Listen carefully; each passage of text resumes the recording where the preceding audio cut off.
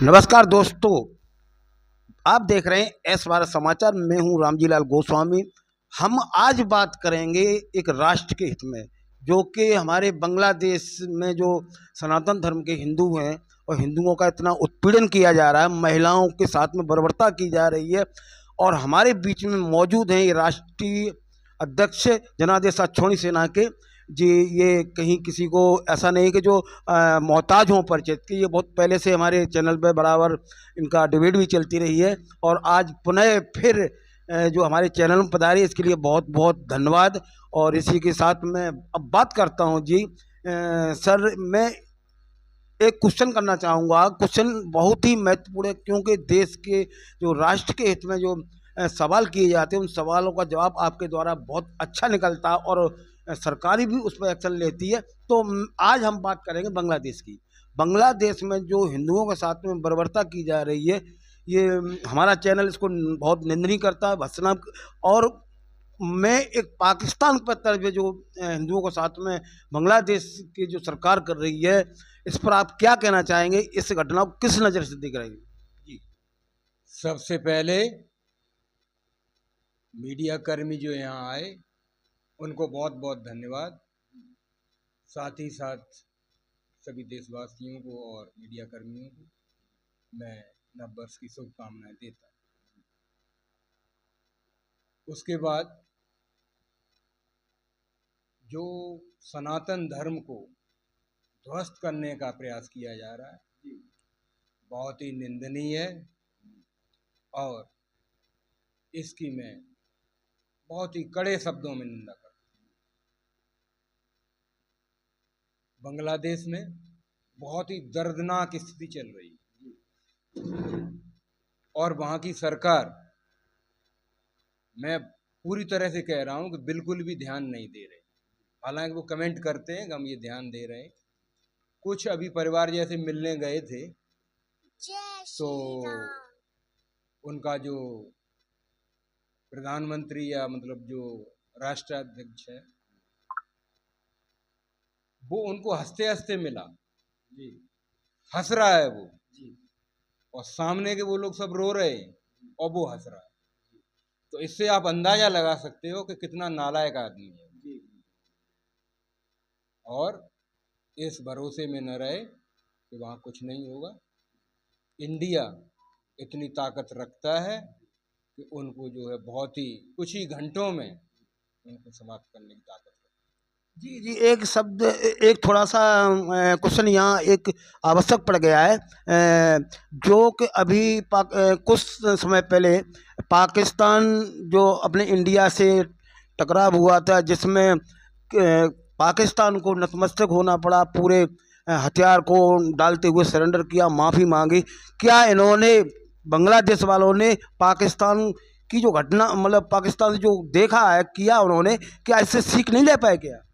नहीं, तब तो वो जो है इधर भीगी बिल्ली बने हुए थे और पूरा सपोर्ट किया था, अलग बनवाया भी था बांग्लादेश। लेकिन क्या है कि ये धर्म विशेष ऐसा है, मैं सीधा धर्म विशेष को बोलूँगा, अभी इसमें कोई संशय नहीं होना चाहिए लोगों को, धर्म विशेष ही बोलना चाहिए। ये इतना जल्दी पलटी मारते हैं। अब देखिए आप, इनको बनाया बांग्लादेश, इंडिया नहीं बना के दिया ना, और अब जो है कैसी भाषा बोल रहे हैं। तो 71 में जो हाथ जोड़े थे ना, वहाँ तो कुछ दिन युद्ध चला भी था। यहाँ कुछ भी युद्ध चलना नहीं है।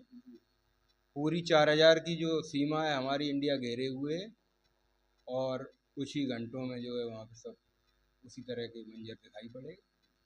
तो मैं अभी बांग्लादेश से भी ये कहता हूँ, आप जो है रास्ते पर आ जाइए और ज़्यादा उछल कूद मत करिए। उछल कूद बहुत भारी पड़ सकता है।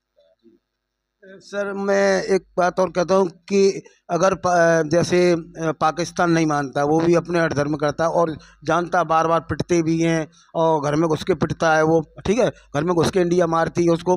तो मुझे क्या क्या मान लेना चाहिए? अगर बांग्लादेश नहीं सुधरा तो क्या युद्ध की तैयारी संभव हो सकती है? नहीं, संभव है। ऐसा है कि गोला बारूद की भाषा समझते हैं ये लोग, जो है गोला बारूद का भाषा समझते हैं। दूसरी कोई भाषा नहीं समझते। बांग्लादेश में उनके ही लोग हैं, उन्हीं के लोग हैं ना, उनको ही मार रहे हैं। तो ऐसे लोगों को क्या है, गोला बारूदी भाषा समझते हैं और कोई दूसरी भाषा नहीं समझते। वैसे इंडिया बांग्लादेश से काफ़ी शक्तिशाली भी है, उनका फाइटर भी अपने यहाँ हैं, उसके साथ साथ तमाम ऐसे आधुनिक हथियार आ चुके हैं। क्या बांग्लादेश हमारे इंडिया की हथियारों के सामने टिक सकती है? नहीं, टिक नहीं सकता है वो। उसको ये है कि दूसरा कोई देश हमारा सपोर्ट करे, ऐसा उसके दिमाग में है, गलत फहमी में है वो। कोई सहायता नहीं करता है। जैसे युद्ध के हालात होते हैं अभी यूक्रेन का और रसिया का, किसने किसका सहायता किया? सहायता करते हैं लेकिन कोई उसमें कोई हेल्प नहीं करता है।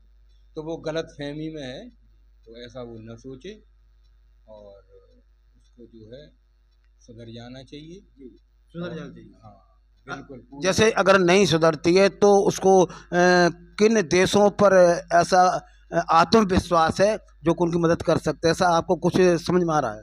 नहीं, पाकिस्तान जैसे पाकिस्तान उसको चढ़ाएगा और पिटवाएगा। पाकिस्तान जो इसको चढ़ाएगा और पिटवाएगा, पाकिस्तान इसमें बीच में नहीं आएगा और लेकिन उसको मतलब चढ़ाएगा।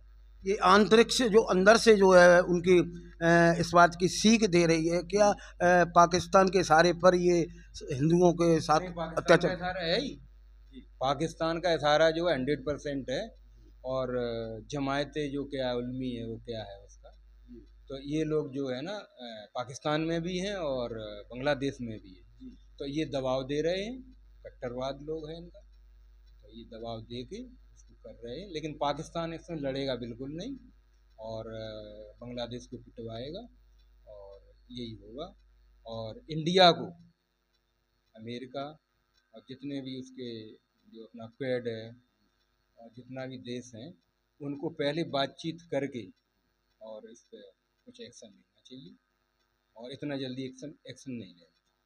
जी, वैसे आप से बात हुई, बहुत काफ़ी आपने चीज़ बाहर निकाली जो देश के लिए काफ़ी महत्वपूर्ण है। क्या मतलब ये होना चाहिए कि भारत जो इंडिया की सरकार है, क्या इनको युद्ध के लिए तैयार होना चाहिए या इस तरह से हाथ पाथ करके बैठना चाहिए? नहीं नहीं नहीं, बिल्कुल नहीं बैठना चाहिए और तैयार रहना चाहिए। क्यों कि वो उसी तरह की भाषा समझते हैं। ये कोई सीधी सादी भाषा बिल्कुल वो समझते नहीं है और आपको कमज़ोर माने। तो सर मैं मानता हूं कि आप जो आपकी जो है एक राष्ट्रीय लेवल के आप नेता हैं, राष्ट्रीय अध्यक्ष हैं पार्टी के जनादेश छोड़ी सेना के, तो आपकी पार्टी क्या किस तरह से मतलब जो सरकार को जगाने का काम करेगी, क्या किस तरह से मतलब आपकी क्या सलाह है उनके लिए? नहीं, हमको ये सलाह है जो अभी हमने बातें कही वो सब पर ध्यान दें और हम इस चीज़ को ऊपर ले जाएंगे और सरकार के लोगों से बातचीत भी करेंगे और जो प्रतिनिधि हैं चुनिंदा प्रतिनिधि उनसे भी बात करेंगे और ऊपर तक जो मैसेज हम करेंगे डालते रहेंगे, बातचीत भी करते रहेंगे।